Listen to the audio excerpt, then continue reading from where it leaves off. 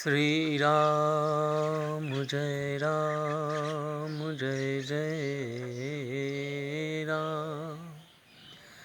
जय जय विघ्न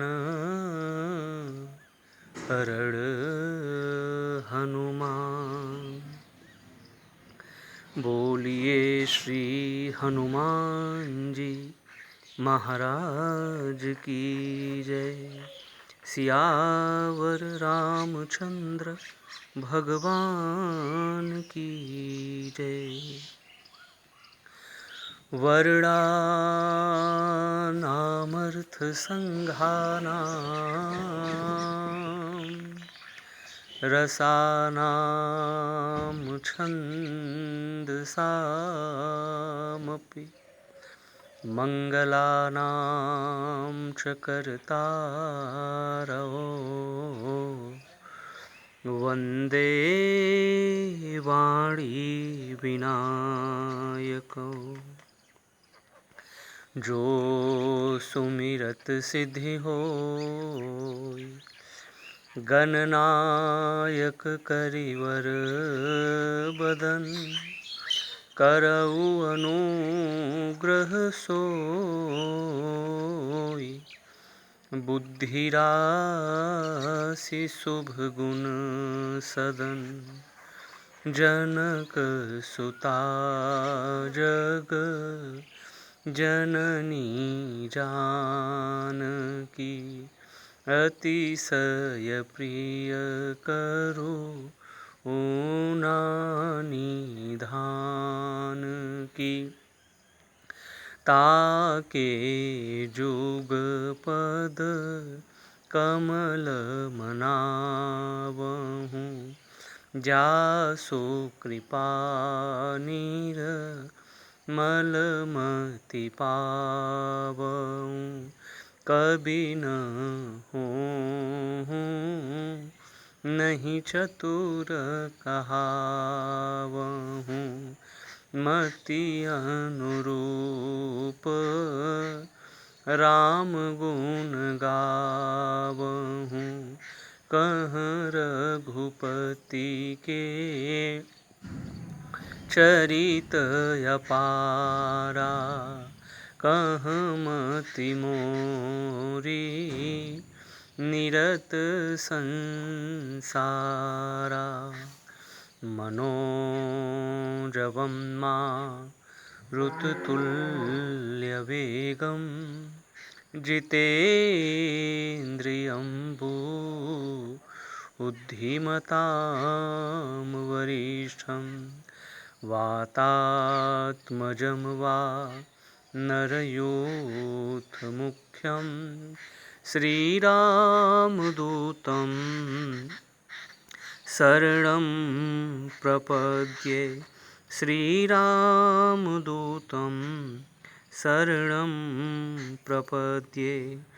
सुजन समाज सकल गुण खानी। करऊं प्रणाम सप्रेम सुबानी। बोलिए सियावर रामचंद्र भगवान की जय। हमें निज धर्म पर चलना सिखाती रोज रामायण। हमें निज धर्म पर चलना सिखाती रोज रामायण। सदा शुभ आचरण करना सिखाती रोज रामायण। जिन्हें संसार सागर से उतर कर पार जाना है। जिन्हें संसार सागर से उतर कर पार जाना है।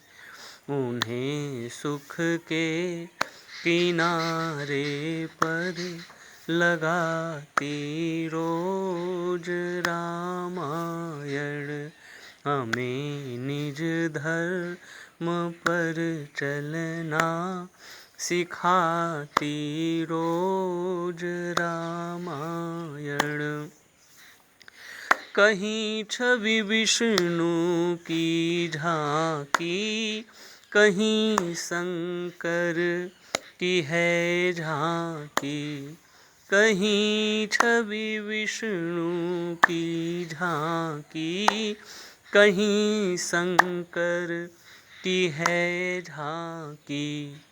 हृदय आनंद झूले पर झुलाती रोज रामायण, हृदय आनंद झूले पर झुलाती रोज रामायण, हमें निज धर्म पर चलना सिखाती रोज रामायण।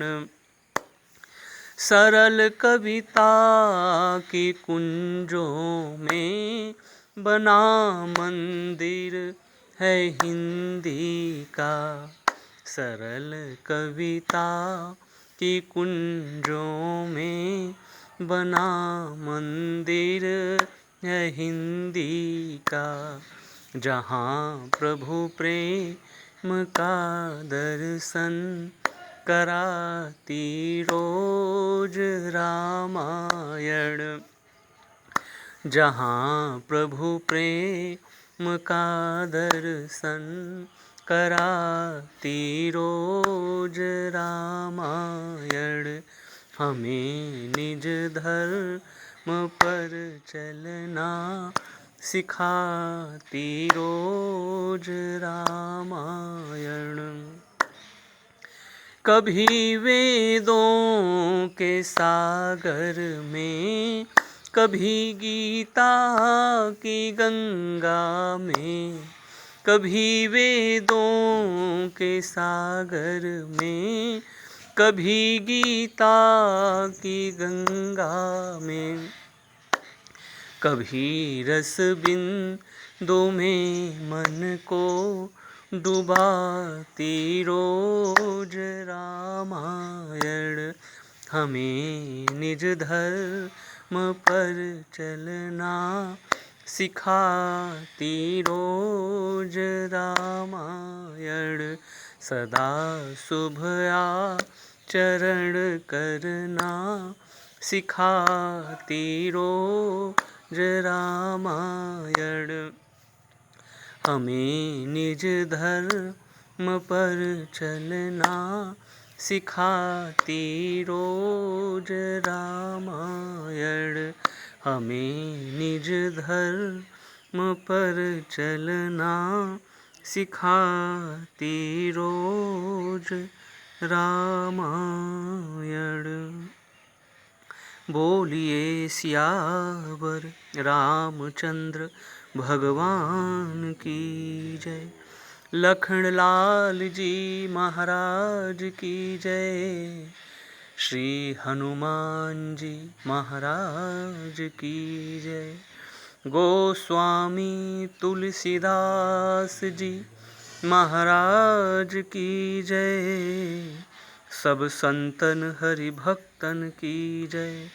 हर हर महादेव, जय जय श्री राधे, जय जय श्री राधे, जय जय श्री राधे श्याम। परिपूर्णतम परात्पर आनंद कंद श्रीमद् अकारण करुणावरुणालय, अखिल ब्रह्मांड नायक मर्यादा पुरुषोत्तम दशरथ नंदन भगवान श्री राघवेंद्र की महती अनुकंपा से मुझे माँ तुलसी की छत्र छाया में, माँ के श्री चरण कमलों में बैठकर भगवान श्री राम के अनन्य उपासक, अनन्य प्रेमी, हम सबके आदर्श, हम सबके प्रेरक भैया भरत के आशीर्वाद कृपा प्रेरणा से उनके परम पावन प्रसंग को गाने का, उन्हें समझने का दिव्यतम स्वर्ण अवसर प्राप्त हुआ। इस कथा के मूल में जिनकी कृपा है उन श्री सीताराम भगवान के श्री चरण कमलों में नमन, वंदन, अभिनंदन, प्रणाम। आइए हम और आप बड़ी श्रद्धा, भक्ति और भाव के साथ श्री सीताराम भगवान के चरण शरण में रहते हुए भैया भरत के परम पावन प्रसंग को श्रवण करें। बोलिए भरत लाल जी महाराज की जय।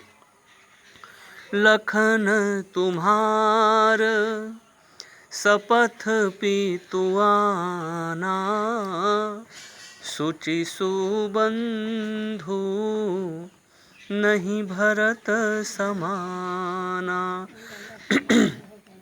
लखन तुम्हार शपथ पितुआना, सुचि सुबंधु नहीं भरत समाना। सुनहु लखन भल भरत सरीसा, विधि प्रपंच मह सुनान दीसा। सुनहु लखन भल भरत सरीसा, विधि प्रपंच मह सुनान दीसा। भरत यमित मही इमा सुनु रानी, भरत यमित महिमा सुनु रानी।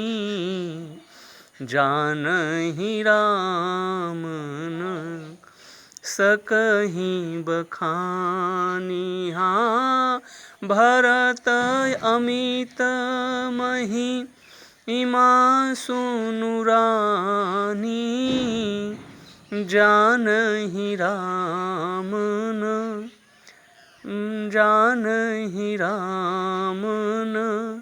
सकहि बखानी। सो मैं कुमति कहूँ के ही भांति, सो मैं कुमति कहूँ के ही भांति। बाज सुराग की गांडरताती। हाँ बाज सुराग की गांडरताती। बोलिए भरत लाल जी महाराज की जय। सोचनीय सबहि विधि सोई, जो न छाड़ी छलु हरिजन होई। जो न छाड़ी छलु हरिजन होई। कुलगुरु वशिष्ठ भगवान भैया भरत को समझाते हुए ये कहते हैं कि सोचनीय सबहि विधि सोई, जो न छाड़ी छलु हरिजन होई। जो छल को छोड़ करके जो भगवान का भजन नहीं करता, मनुष्य शरीर पा करके, ये नर शरीर जो मिला है ये किस लिए मिला है। गोस्वामी तुलसीदास जी महाराज कहते हैं बड़े भाग मानुष तनु पावा। भगवान राम अयोध्या वासियों को कह रहे हैं बड़े भाग।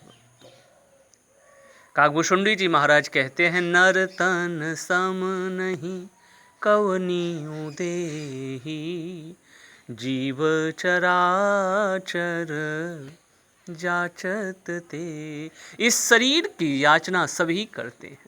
तो इस शरीर वो शरीर सोचने योग्य है जिस शरीर से भगवान का भजन न हो, जिस शरीर से भगवान की भक्ति न हो। कुलगुरु वशिष्ठ भगवान कहते हैं ये दो प्राणी सब प्रकार से सोचनीय है, सब विधि सोचिय पर अपकारी, निज तनु पोषक निर्दय भारी। और दूसरे ये हैं सोचनीय सबही विधि सोई, जो न छाड़ छलु हरिजन होय। तो कुलगुरु वशिष्ठ भगवान भैया भरत को समझाते समझाते भैया भरत को ले गए पुराणों की कथा में। बोले भरत, ये तुम्हारे लिए कोई बड़ी बात नहीं है। तुम्हारे पिता ने तुम्हें राज्य दिया है, आप इस समय अयोध्या के उत्तराधिकारी हैं, इस समय आप अयोध्या के राजा हैं और सिंहासन पर बैठ करके नगर का और राज्य का आप दिव्य रूप से संचालन करिए। आपको मैं पुराणों की कथा कहूँ भरत, तो ऐसे ऐसे पिता हुए कि जिन्होंने अपने पुत्र के लिए ऐसी बातें कह दिया कि जो बातें मानो हर प्रकार से अनुचित थी, सभी प्रकार से अनुचित थी, लेकिन फिर भी उनके पुत्रों ने अपने पिता की बात को सिरोधार्य करके, उनकी आज्ञा को सिरोधार्य करके उनके उस काम को किया जो उन्होंने आज्ञा दिया। और कहीं पर भी उन्हें ना तो दोष लगा उनके पुत्रों को और ना तो किसी भी अपराध के वो भाजन बने, क्योंकि हमारे शास्त्र और हमारे पुराण कहते हैं अनुचित उचित विचारि तजु, जे पालहि पितुबैन, ते भाजन सुख सुजस के, बसहि अमरपति ऐन। तो भरत, मैं आपको कहूँ, परशुराम जी महाराज के जो पिता थे, उनके पिता ने भैया परशुराम जी महाराज से कहा कि आप अपने माँ के सिर को धड़ से अलग कर दो, और परशुराम जी महाराज ने वैसा कर दिया। बाद में उनके पिता बड़े प्रसन्न हुए, खुश हुए। उन्होंने परशुराम जी महाराज से पूछा कि बेटा, जो भी आपको मांगना हो, जो आप चाहते हो, वो आप मुझसे मांग सकते हैं। परशुराम जी महाराज ने कहा, पिताजी, ये जो मेरी माँ का सिर धड़ से अलग हो गया है, इसको फिर से आप जोड़ दीजिए, और माँ को ये विस्मृति हो जाए कि मैंने माँ का सिर धड़ से अलग नहीं किया है। उनके पिता बड़े खुश हुए, प्रसन्न हुए। तो भरत, मैं आपको ये कहूँ कि कैसे कैसे पिता की कैसी अद्भुत और अनुचित आज्ञा थी अपने पुत्रों के लिए, लेकिन उनके पुत्रों ने उनकी आज्ञा को सिरोधार्य करके उसको किया। परशुराम पितु आज्ञा राखी, मारी मातु लोक सब सा। ये सारा समाज, ये सारा जगत साक्षी है। और भरत, मैं आपको और कहूँ, श्रीमद् भागवत महापुराण की कथा कहती है कि तनय जजाति जौवन दयो, यजाति के पुत्र ने अपने पिता को अपनी युवावस्था दे दिया, लेकिन कहीं पर भी इन पुत्रों को ना तो दोष लगा और ना तो अपराध लगा। तो इस प्रकार से भरत, मैं आपको कहूँ,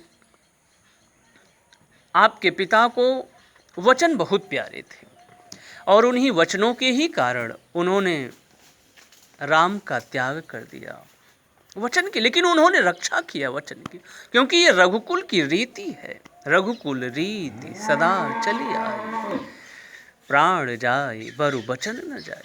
मैं आपको कहूँ भरत, आपको भी अपने पिता के वचन का पालन करना चाहिए। मानो कुलगुरु वशिष्ठ भगवान सब तरह से बातों को कह करके भैया भरत को, मानो उनका यही ध्येय है, यही लक्ष्य है कि बस भरत राजगद्दी को स्वीकार कर ले। भरत भैया चुपचाप हैं, कुछ भी उनको न बोलता हुआ देख करके कुलगुरु वशिष्ठ भगवान समझ नहीं पा रहे हैं, क्योंकि आज से पहले बहुत सारे लोग आए, एक गए, दूसरे ने राज्य को स्वीकार किया, सिंहासन को स्वीकार किया, लेकिन भरत भैया को ना कुछ बोलता देख करके गुरु वशिष्ठ समझ नहीं पा रहे हैं कि आखिर भरत कुछ बोल क्यों नहीं रहे। और कथा आगे कहती है कि जब भैया भरत को जो समाज के लोग बैठे हैं, अयोध्यावासी बैठे हैं, वो जो दृश्य है वो बड़ा प्यारा दृश्य है, उस दृश्य में हम और आप चलें। एक संत भगवान कहते थे कि कथा जहाँ पर हो रही हो उसी स्थान पर हमें और आपको पहुँच जाना चाहिए। तो फिर उस कथा का जो आनंद है वो हमें और आपको मानो उस स्थान पर बैठ करके उसे हम और आप देख रहे हैं। मानो दरबार सजा हुआ है, एक तरफ मंत्रीगण, महाजन और भी जो गणमान्य लोग हैं वो बैठे हुए हैं, दूसरी तरफ माताएं बैठी हैं और एक श्रेष्ठ आसन पर भैया भरत शत्रुघ्न भैया को लेकर के कुलगुरु वशिष्ठ भगवान बैठे हुए हैं। गोस्वामी तुलसीदास जी महाराज कहते हैं कि जब इस प्रकार से भैया भरत को कुलगुरु वशिष्ठ भगवान को समझाते हुए मंत्रियों ने देखा और देखा कि भैया भरत तो कुछ बोल ही नहीं रहे, तो मंत्रीगण खड़े हुए और उन्होंने हाथ जोड़ करके भैया भरत से कहा कि भगवान, हम आपसे प्रार्थना करते हैं कि आप गुरुदेव की आज्ञा को स्वीकार कर लें और उसके बाद जब प्रभु श्री राम 14 वर्षों के बाद लौट करके आएंगे तो आप उनको राज्य दे दीजिएगा और उनकी प्रेम से सेवा कीजिएगा। कीजिए गुर आयसु अवश्य कहीं सचिव कर जोर, रघुपति आए उचित जस तस तब करब बहु। तो आपको जैसा अच्छा लगे वो करिएगा। फिर भी भरत भैया चुपचाप हैं, कुछ नहीं बोल रहे। माँ कौशल्या ने जब अपनी बात को रखा है, वो ज्ञानमयी हैं, भैया भरत जानते हैं, भैया भरत से वो जानते हैं कि मेरी माँ बहुत पहुँची हुई है, बहुत दिव्य है। माँ कौशल्या ने जब अपनी बात को रखा तो भैया भरत से रहा न गया और भैया भरत की आंखों से अश्रु की धाराएं बह चली और सहज सरल रूप से, दिव्य रूप से फिर उस दरबार में हाथ जोड़ करके खड़े हो गए। भरत कमल कर जोर, धीर धुरंधर धीर धर, बचन अमीय जनु बोरी, देत उचित उत्तर शबर। यहाँ से हम और आप कुछ कथाओं को श्रवण कर चुके हैं, इसलिए बस वही थोड़ी ये जो क्रम है हम और आप जोड़ते हुए आगे बढ़ें। भैया भरत ने अपनी बात को दिव्यतम रूप में रखा है। भगवान राम के प्रेमी लक्ष्मण भैया भी हैं और भैया भरत भी हैं। दुनिया ने, सबने लक्ष्मण भैया के जीवन में जो भगवान राम के प्रति प्रेम है उसको जाना है, उसको देखा है, लेकिन भैया भरत के प्रति कितना प्रेम, भैया भरत का भगवान राम के प्रति कितना प्रेम है, इस बात को लोग समझ नहीं पाए हैं। वो क्योंकि वो गुप्त रूप से, जिसे हम और आप कहें मानसिक रूप से वो पूजन करते हैं, दिव्य रूप से पूजन करते हैं और उनके इस गुप्त भजन को हम गुप्त भजन ही कहें, कोई जान नहीं पाया है। लक्ष्मण भैया के प्रेम को दुनिया जानती है। आह धन्य लक्ष्मण बड़ भागी, राम पदार बिंदु अनुरागी। लेकिन भैया भरत का भगवान राम के प्रति जो प्रेम है, जो गुप्त भजन है, गुप्त प्रेम है, गुप्त भक्ति है, इसको कोई जान न पाया। और अब वही जो चरित्र है, मानो भरत भैया का अद्भुत प्रेम जो भगवान राम के प्रति है, वो मानो अब प्रकट हो रहा है। लक्ष्मण भैया का जो प्रेम है, लक्ष्मण भैया के प्रेम को भगवान राम ने लक्ष्मण भैया से कहा कि लक्ष्मण, आप भी मेरे साथ वन को चलोगे तो फिर ये अयोध्या तो अनाथ हो जाएगी।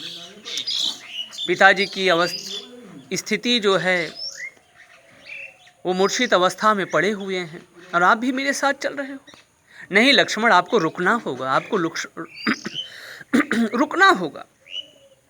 लक्ष्मण भैया दो टूक कहते हैं प्रभु से, प्रभु मैं किसी को नहीं जानता, ना तो गुरु को, ना तो पिता को, ना तो मैं किसी को नहीं जानता।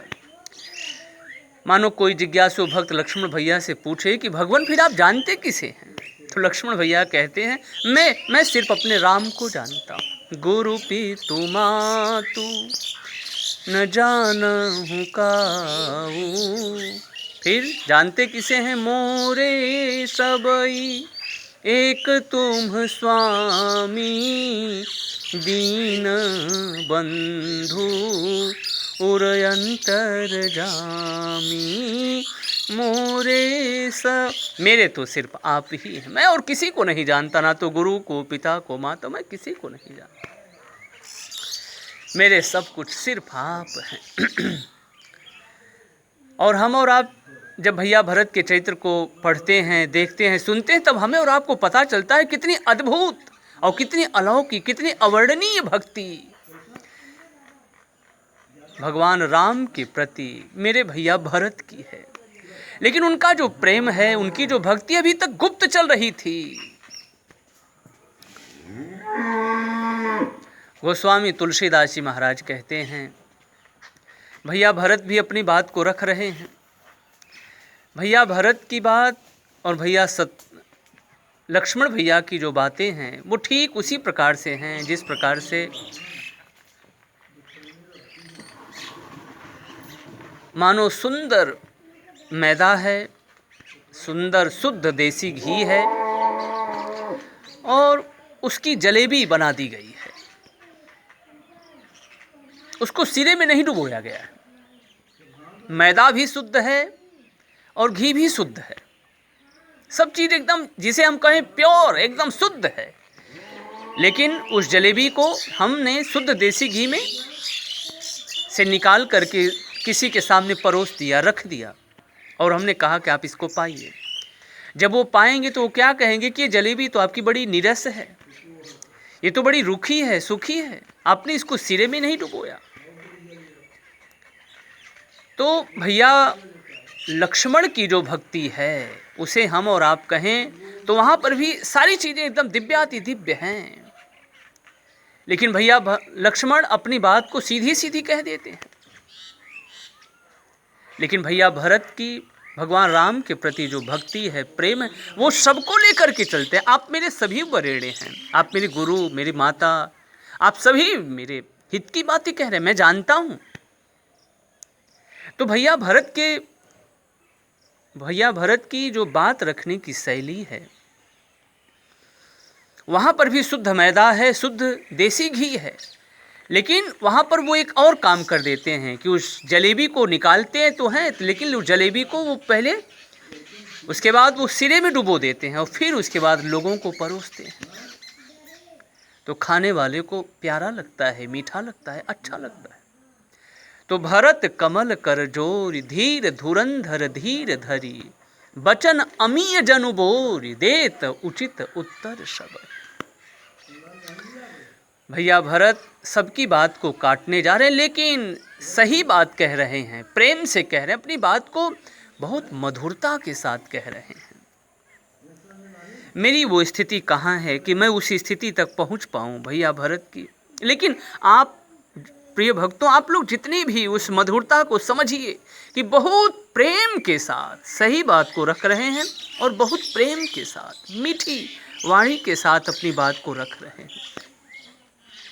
भैया भरत ने कई बातों को कहा और भैया भरत कहते हैं ये जो समाज इतना दुखी दिखाई दे रहा है, भगवान श्री सीताराम लक्ष्मण भैया के चरण कमलों को देखे बिना ये समाज इतना दुखी है।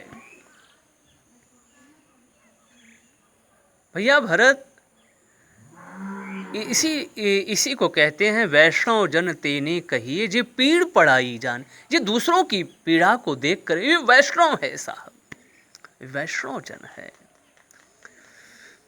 इसी को तो साधु कहते हैं।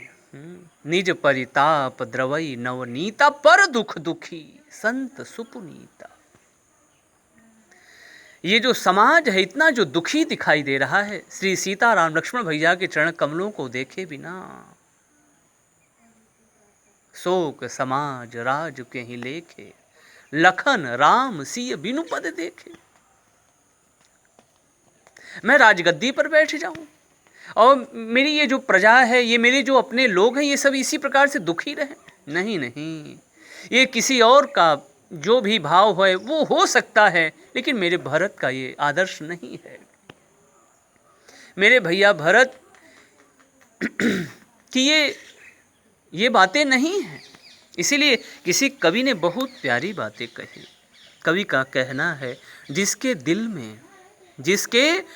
में सबका दुख दिखाई देता है, जिसके दिल में सबका दुख दिखाई देता है, उसे सारा जमाना बधाई देता है, उसे सारा जमाना बधाई देता है। भैया भरत की और भी अद्भुत और दिव्याति दिव्य निर्मल बातें हैं। भैया भरत कहते हैं आगे चल करके कि आप लोग मुझे राजा बनाना चाहते हैं, थोड़ा आप लोगों को समझ तो लेना चाहिए था कि मैं पुत्र किसका हूँ। आप लोग भूल गए क्या? अगर आप लोग भूल गए, यदि आप लोग भूल गए तो फिर से मैं आप लोगों को याद दिला दूँ। मैं उसी कैकेयी का पुत्र हूँ, जिस कैकेयी ने इतना बड़ा अनर्थ किया, उसके पुत्र से आप मंगल की आशा, हित की आशा कैसे कर सकते हैं? मैं उसी का पुत्र हूँ, भूलिए मत आप लोग। आप लोगों को मैं याद दिला देता हूँ, जिस मेरी माँ कैकेयी ने जितना इतना बड़ा अनर्थ किया, तो उसके पुत्र से हित की आशा आप कैसे कर सकते हैं? उसके पुत्र से आप मंगल की आशा, एक सुशासन की आशा, एक सुंदर राज्य की आशा कैसे कर सकते हैं? और मैं तो आप लोगों को कहूँ, मेरे समान पापी कौन है? मोहि राजु हठ देई हूँ, जब ही रसा रसा तल जाई ही तब। जैसे ही आप लोग मुझे इस राज गद्दी पर बिठाएंगे, अगर हठ पूर्वक बिठाएंगे, मैं तो बैठूंगा नहीं। यदि आप लोगों ने जबरदस्ती मुझे बिठाया, तो ये पृथ्वी माता, जो जिनका दूसरा नाम ही धैर्य है, सहनशीलता है, वो अपनी सहनशीलता को छोड़कर के सीधा पाताल को चली जाएंगी। इसलिए मैं आप लोगों से कहूँ, राजा उसको बनाना जो धर्मशील हो। मेरे पास तो धर्म का, मैं एक अंग भी मेरे जीवन में धर्म का, मेरे जीवन में मैं धर्म को जानता तक नहीं। मुझे वो बहुत प्यारा एक भाव है, किसी शायर ने कहा है, मुझे वो भाव याद आ रहे हैं। भैया भरत ने अपने को कितना नीचे कर लिया है। हम और आप, जब भी मैं इस प्रसंग को पढ़ता हूँ तो मुझे यही बात समझ में आती है। भगवान के जो अनन्य प्रेमी उपासक हैं, भक्त हैं, उन्होंने हमेशा अपने को कहा कि मैं छोटा हूँ। उन्होंने अपने को हमेशा छोटा कहा, कभी उन्होंने अपने को बड़ा कहा ही नहीं।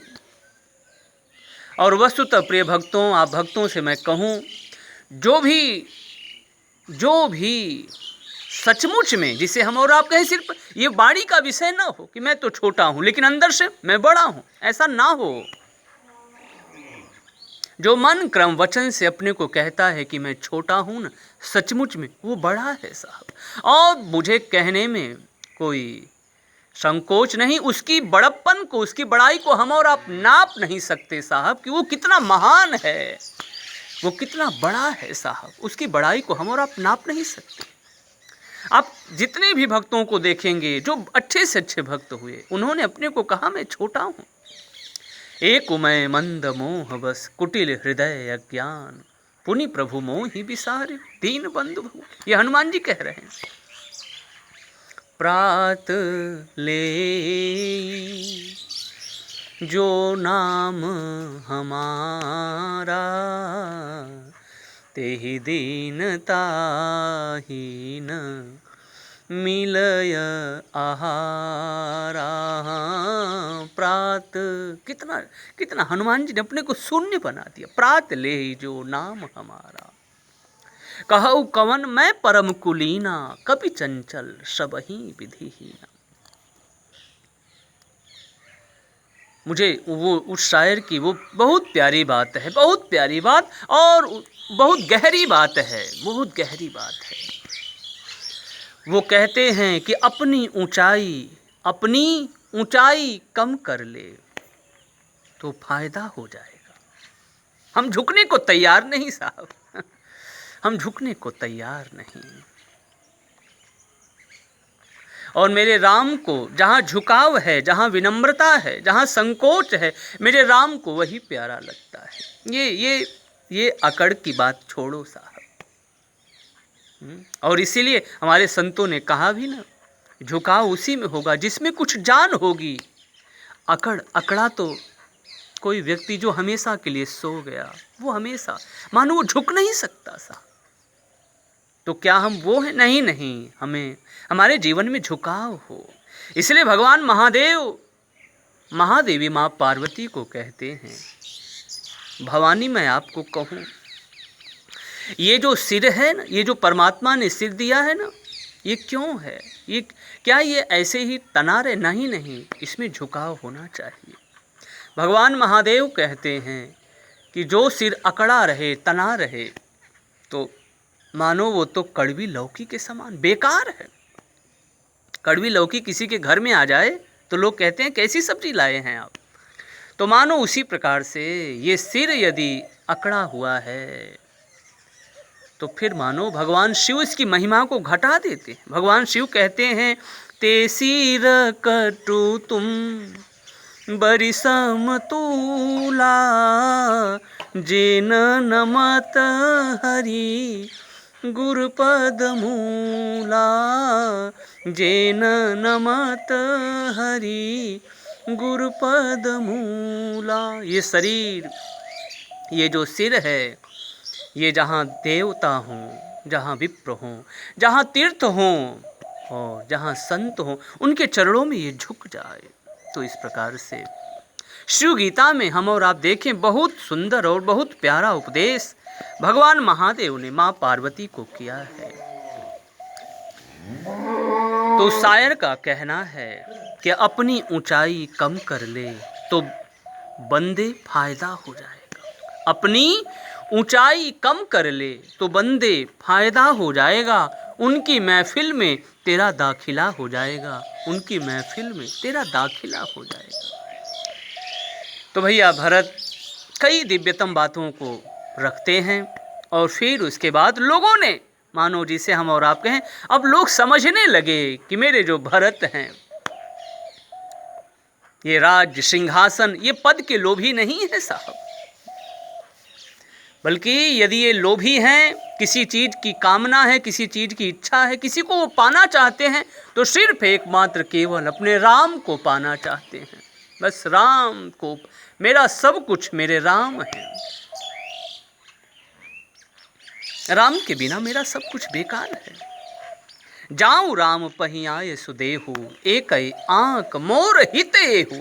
अगर आप लोग मेरा हित करने का कह रहे हैं ना, कि इसमें तुम्हारा हित हो, मुझे ये जो राज सिंहासन की बात कह करके आप लोग कह रहे हैं मेरा हित है, तो सचमुच में अगर हित की बात आप कहना चाहते हैं तो मुझे मेरे राम के पास जाने की आज्ञा दीजिए।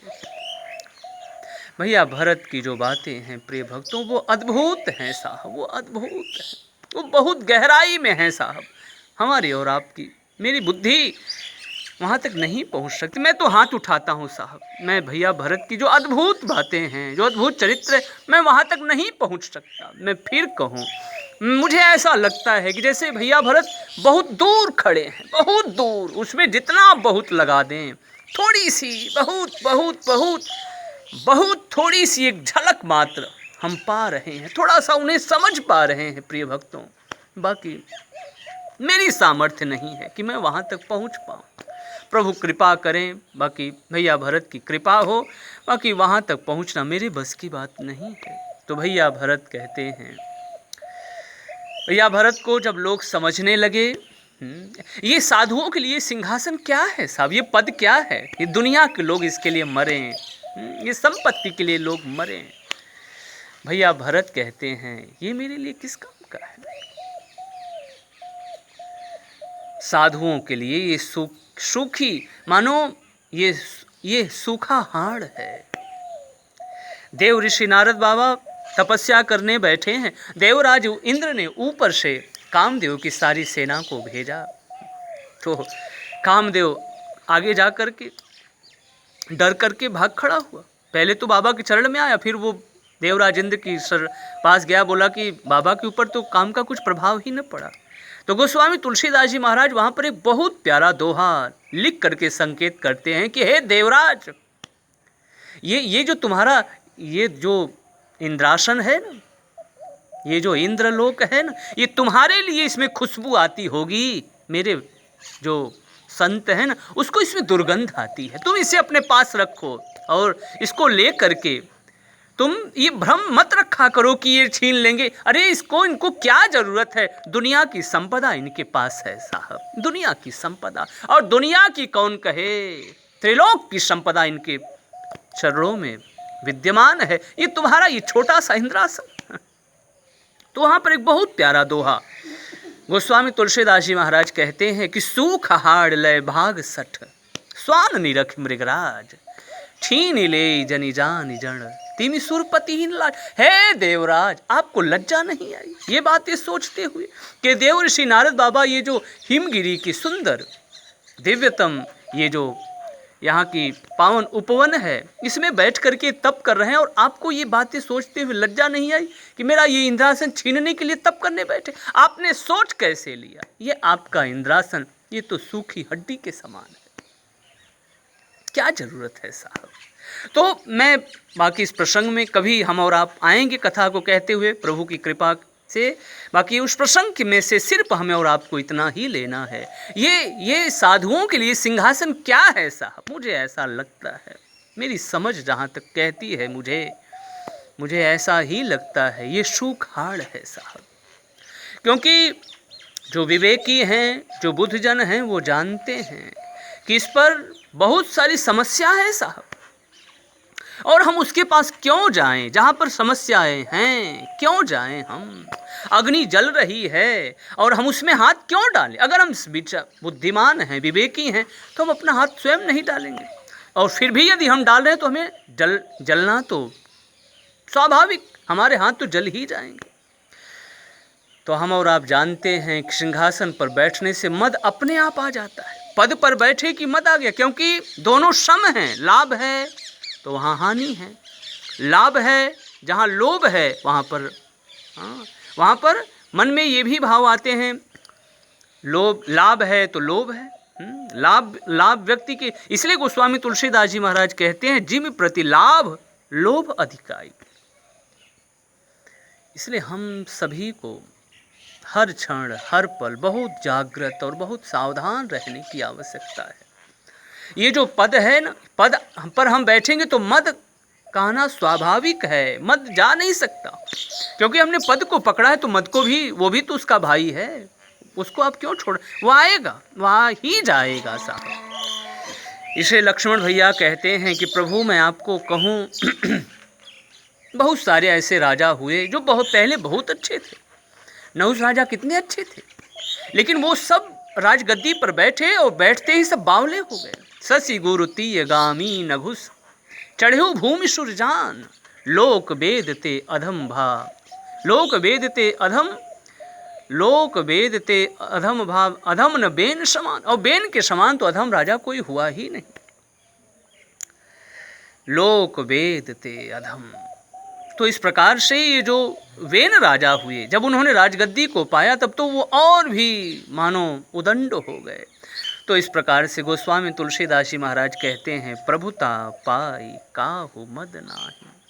जहाँ पद है वहाँ पर मद आना ही आना है। तो जो विवेकी हैं, जो बुद्धजन हैं, वो जानते हैं कि जहाँ से हमें गिरने की संभावना है हम उस चीज़ को क्यों स्वीकार करें। उस चीज़ बाकी जो जिसको चाहिए वो जाए, जिसको गिरना है वो जाए।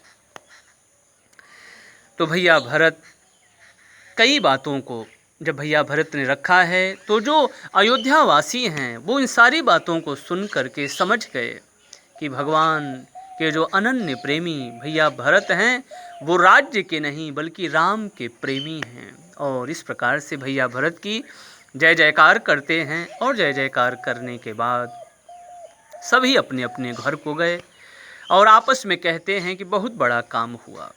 और बहुत बड़ा काम कह करके इस प्रकार से गोस्वामी तुलसीदास जी महाराज कहते हैं भैया भरत फिर उसके बाद राजमहल में आते हैं और विचार करते हैं कि ये जो घोड़े हाथी राजमहल हैं, क्या इनको मैं बिना देखे, बिना इनकी रखवाली किए ही मैं चला जाऊं? नहीं, मुझे इनकी रखवाली का प्रबंध करना चाहिए। बहुत सारे लोग कह रहे हैं छोड़ो घर परिवार, लोगों को छोड़ो, क्या ज़रूरत है इन सब की आवश्यकता क्या है? इन सब को आप छोड़ दो। कबीर साहब हाथ में मसाल लेकर के खड़े थे। बहुत सारे लोग हाथ में मसाल लेकर के आ गए। कबीर साहब ने कहा है कि हमें दूसरे के घर को फूंकना है, तो बहुत सारे लोग हाथ में मसाल लेकर के आए। कबीर साहब ने कहा आप लोग तैयार हैं? बोले हाँ बाबा हम तैयार हैं। तो कबीर साहब ने कहा उनसे कि हम आपसे एक बात पूछना चाहते हैं। हाँ हाँ पूछिए। कबीर साहब कहते हैं कि ये बताइए कि क्या आप लोगों ने अपने घर को फूंका? क्या आप लोगों ने अपने घर को फूंका? तो वो लोग कहते हैं नहीं, हमने तो अपने घर को नहीं फूंका। तो कबीर साहब की वो बात बहुत प्यारी है जिसमें वो कहते हैं कि कबीरा खड़ा बाजार में लिए लुकाठी हाथ, जो घर फूंके अपना वो चले हमारे साथ। दूसरे के घर को नष्ट कर देना, दूसरे की संपत्ति को दे देना, ये कहाँ का त्यागपना है? ये कहाँ का त्याग? भैया भरत क्या इसको छोड़ दें और दिखाएं कि मैं बहुत बड़ा त्यागी हूँ? मेरे भरत भैया का ये आदर्श नहीं है प्रिय भक्तों। मेरे भैया भरत का ये आदर्श नहीं है। भैया भरत कहते हैं दुनिया के लोग कुछ भी सोचें, किस अयोध्या को इसलिए इसकी रखवाली कर रहे हैं कि हो सकता है कि बाद में वो इसके राजा बनेंगे। जो लोग सोचे मुझे उसकी परवाह नहीं। भैया भरत कहते हैं सेवक तो वही अच्छा माना गया है जो सब प्रकार से स्वामी का हित चाहे। यानी हम और आप दोनों बात कह सकते हैं यहाँ पर। स्वामी भी वही अच्छा माना गया है जो सेवक का हित करे। वही स्वामी अच्छा है और वही सेवक अच्छा है जो स्वामी का हित करे, और वही स्वामी अच्छे होते हैं जो सेवक का हित करें। यहाँ पर हम और आप देखें दोनों एक से बढ़कर एक हैं। प्रभु राम स्वामी के रूप में हैं तो भैया भरत सेवक के रूप में हैं। दोनों एक दूसरे को श्रेय, दोनों एक दूसरे को आगे बढ़ाने के लिए तत्पर हैं। तो भैया भरत कहते दुनिया के लोग कुछ भी कहें, इस अयोध्या की मैं चारों तरफ से और इतनी भव्याति भव्य, इतनी दिव्याति दिव्य ढंग से इसकी रखवाली का प्रबंध करूँगा। कुछ भी कोई कहे मुझे उसकी परवाह नहीं, लेकिन जो काम सही है यही है साहब। जहाँ पर हम और आप सोच भी नहीं सकते वहाँ पर भैया भरत की जो सहज रूप से जो सद्भाव माँ गंगा की तरह बह रहे हैं, उसमें एक एक ऐसे ऐसे रत्न निकलते जाते हैं कि जो लोग सोच भी नहीं पाते, सोच भी नहीं सकते कि क्या ऐसा भी हो सकता है। और भैया भरत का जो सहज सद्भाव सद्गुण है वही माँ गंगा की तरह सहज रूप में बह रहा है। कभी भी हम और आप कहीं पर भी ये ना मान लें कि भैया भरत अपने को दिखा रहे हैं कि तुम भी ऐसा नहीं। नहीं, उनके सहज सद्गुण जो अद्भुत और दिव्य निर्मल जो सहज सद्गुण हैं माँ गंगा की तरह सहज रूप में वो प्रवाहित हो रहे हैं। कहीं पर कोई दिखावा नहीं, कहीं पर कोई छलावा नहीं, बस सहज सद्गुण ही बह रहे हैं। तो भैया भरत कहते हैं नहीं, इस अयोध्या की दिव्याति दिव्य रूप से, इसकी दिव्य रूप से रखवाली करनी चाहिए। और उन्होंने सुंदर दिव्य अच्छे सेवकों को बुलाया है, और वह ऐसे सेवक हैं जो स्वप्न में भी अपने रास्ते से हटने वाले नहीं हैं। ऐसे दिव्य सेवक, और उनको सारी भेद और सारी बातें समझा करके पूरे अयोध्या की रखवाली के लिए उनको रख दिया। कहीं से भी मेरी अयोध्या में मैं पूरी जिम्मेदारी आप लोगों के ऊपर सौंप करके जा रहा हूँ। कहीं से भी मेरी इस अयोध्या में आँच नहीं आनी चाहिए। फिर भैया भरत फिर माताओं के पास गए हैं, माताओं को दुखी देखा, उनके लिए दिव्य पालकी की व्यवस्था के लिए भैया भरत ने कहा है। और उसके बाद कथा कहती है कि भैया भरत सुबह का समय हुआ है, सब लोग जागते रह गए जितने भी अयोध्यावासी हैं, क्योंकि ये संत जागृत है साहब, ये संत जागृत हैं। मैंने कभी विद्वानों से सुना था और मुझे बहुत प्यारा लगता है वो भाव। संत का जागना बहुत अच्छा है साहब। या निशा सर्वभूतानाम तस्याम जागृति संयमी, यस्याम जागृति भूतानि सा निशा पश्यतो मुने। साधु जागता भला। तो बहुत जागते हुए साधु हैं, इसलिए लोग रात भर सोए नहीं। उन सब के मन में ये है कि जैसे हम प्रभु श्री राम के साथ चले थे और रास्ते में सो गए थे और प्रभु श्री राम चले गए, यदि कहीं भैया भरत ने कह तो दिया है कि हम सुबह चलेंगे, चित्रकूट की तरफ प्रस्थान करेंगे, लेकिन इधर हम सो गए तो वो रुकेंगे नहीं, वो तुरंत निकल जाएंगे। इसलिए रात्र भर सब लोग जागते रह गए कि हमें भी चलना है, हमें भी चलना है। भगवान को तभी हम पा सकते हैं जब हम जागते रहें, जब हम जागते रहें। जागने के साथ साथ सोना भी जरूरी है, बहुत जरूरी है, लेकिन व्यक्ति के जीवन में जागृति बहुत जरूरी है, बहुत जरूरी है। तो इस प्रकार से भैया भरत जैसे ही सुबह का सत्र हुआ, अच्छे सुंदर दिव्य चतुर मंत्रियों को बुलाया और कहा कि आप लोग अब ये देखिए ना, ये क्या है साहब। मैं जब इन प्रसंगों को क्रम से पढ़ता हूँ तो मुझे लगता है भैया भरत की अद्भुत बातें हैं, कितनी अद्भुत बात। माने पद पद पर आपको और हमको सूत्र पर सूत्र मिल रहे हैं, दिव्य बातें मिल रही हैं, दिव्य सद्गुण उनके चरित्र के माध्यम से मानो जो रत्न हैं वो प्रकट होते जा रहे हैं। भैया भरत कहते हैं कि आप लोग तिलक का जितना भी सामान है ना वो सब लेकर के चलिए वन में। क्या होगा, कोई पूछ सकता है क्या होगा? उस वन में तिलक के सामान को लेकर जाने की क्या आवश्यकता है? कहेऊ लेहू सब तिलक समाजू, बनहि देव मुनि राम ही राजू। वन में मेरे गुरुदेव वशिष्ठ मेरे राम का राज तिलक करेंगे, मेरे राम का राज। मुझे लगता है जहाँ तक लोगों की सोच नहीं पहुँच सकती वो सहज रूप से बह रहे हैं साहब। मेरे भैया भरत के जो सद्गुण हैं वो माँ गंगा की तरह सहज रूप से बह रहे हैं। कोई पूछ सकता है कि भगवान आप ये क्या कर रहे हैं? आपको खबर है राजगद्दी के पास लोग स्वयं आते हैं और राजगद्दी पर बैठ करके वो बड़े बनते हैं। भैया भरत कहते हैं कि देखो भाई, जो छोटा होता है ना वो बड़े के पास आकर के और बड़ी पदवी को पा करके वो बड़ा बनता है, लेकिन ये जो सिंहासन है ये मेरे राम से बहुत बहुत और बहुत छोटा है। इसलिए स्वयं इस सिंहासन को मेरे राम के पास चलना चाहिए और उनसे विनती करना चाहिए कि प्रभु आप मुझे स्वीकार करके मुझे बड़ा बना दीजिए, आप मुझे स्वीकार करके मुझे बड़ा बना दीजिए। भैया भरत सभी की दिव्य अति दिव्य व्यवस्था कर रहे हैं। अद्भुत बातें, मुझे ये सारी बातें बहुत मेरे हृदय को छूती हैं साहब, बहुत स्पर्श करती हैं। मुझे लगता है कि सबसे दुखी और सबसे बड़ा जिसे कहें वज्रपात, सबसे बड़ा कष्ट यदि किसी को है भाई तो भैया भरत को है।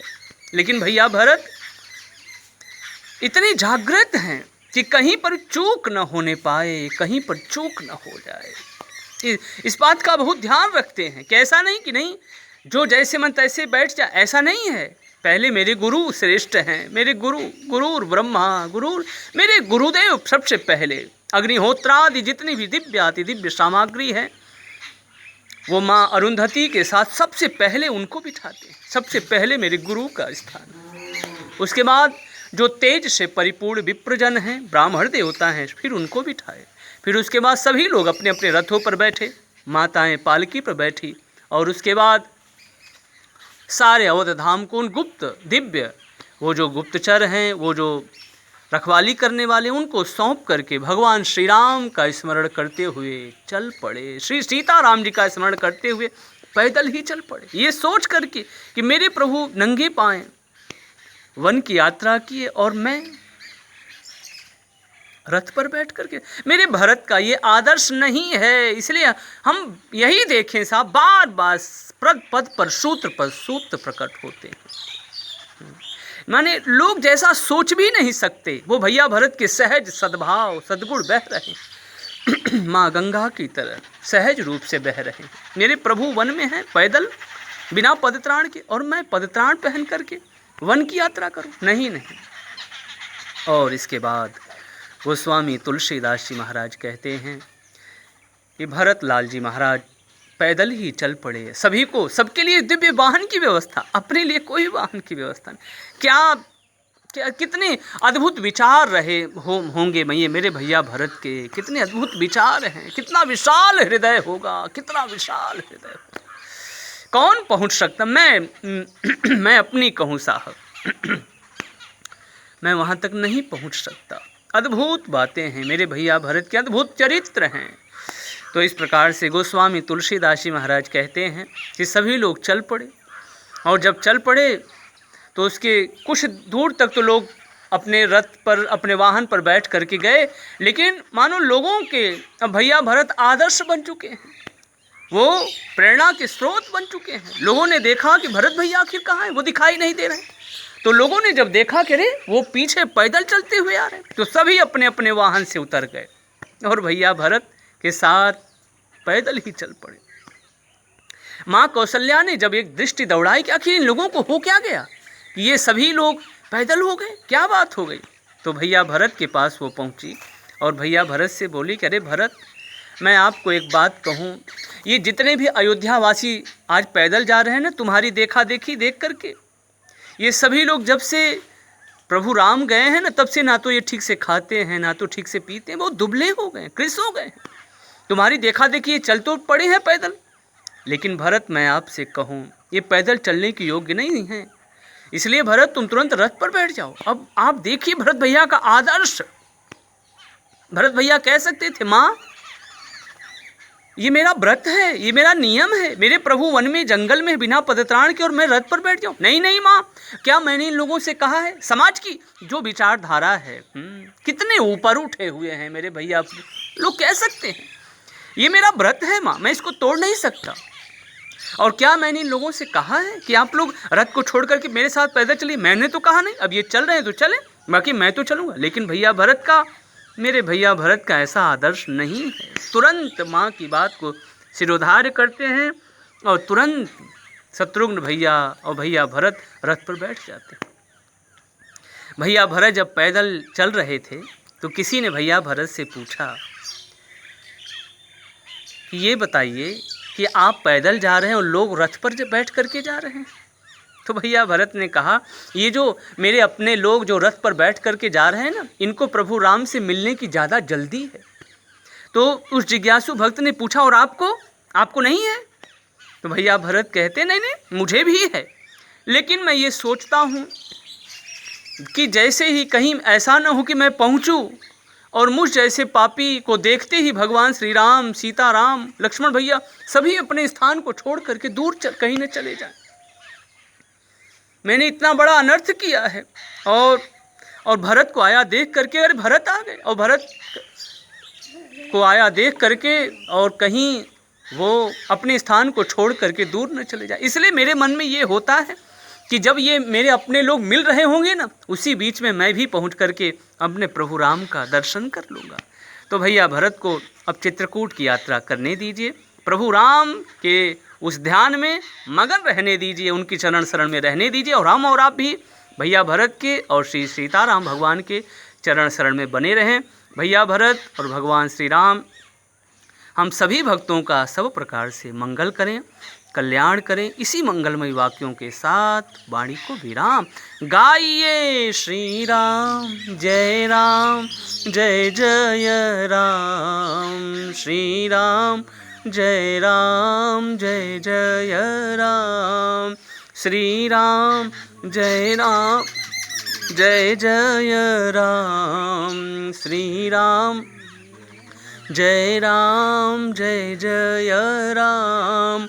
जय जय विघ्न हरण हनुमान, जय जय विघ्न हरण हनुमान, जय जय विघ्न हरण हनुमान, जय जय विघ्न हरण हनुमान। बोलिए श्री हनुमान जी महाराज की जय। सियावर रामचंद्र भगवान की जय। श्री कृष्ण कन्हैया लाल की जय। सभी देवी देवताओं की जय। तुलसी महारानी की जय। हर हर महादेव। जय जय श्री राधे, जय जय श्री राधे, जय जय श्री राधे श्याम। राम राम राम राम राम राम राम।